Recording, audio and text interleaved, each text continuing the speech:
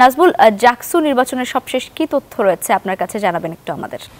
লাইবা, আপনাকে ধন্যবাদ। আপনি যেমনটি বলছেন, এই মুহূর্তে রয়েছি জাহাঙ্গীরনগর বিশ্ববিদ্যালয় এবং জাকসু নির্বাচনের জন্য অপেক্ষা করতে হলো 33 বছর এবং 33 বছর পরে কিন্তু যে জাকসু নির্বাচন সেটা কিন্তু হতে যাচ্ছে এবং এখন পর্যন্ত আপনারা জানেন যে মনোনয়নপত্র যে জমা পড়েছিলেন সেই মনোনয়নপত্র কিন্তু আজকে প্রত্যাহারের শেষ দিন এবং আজকে প্রত্যাহার করবে এবং এরই মধ্যে কিন্তু আপনারা জানেন যে ছাত্রদল কিন্তু আজকে 12:30টায় প্যানেল ঘোষণা করবে এবং 3টি হলে কিন্তু তারা প্যানেল দিলেও কিন্তু বাকি হলগুলোতে প্যানেল দিতে পারে নাই। তবে আজকে জাকসুর যে প্যানেল সেটা কিন্তু ঘোষণা করবে এবং এরই মধ্যে যে 21টি হলের যে নির্বাচন জাকসুর এবং খসড়া তালিকা সেটা প্রকাশ করেছে নির্বাচন কমিশনার এবং জাকসুর 25টি পদের বিপরীত 256 জন প্রার্থীর খসড়া তালিকায় নাম রয়েছে। এরই মধ্যে আপনারা জানেন যে 21টি আবাসিক হলের সংসদ নির্বাচনের খসড়া তালিকা প্রকাশ করা হয়েছে।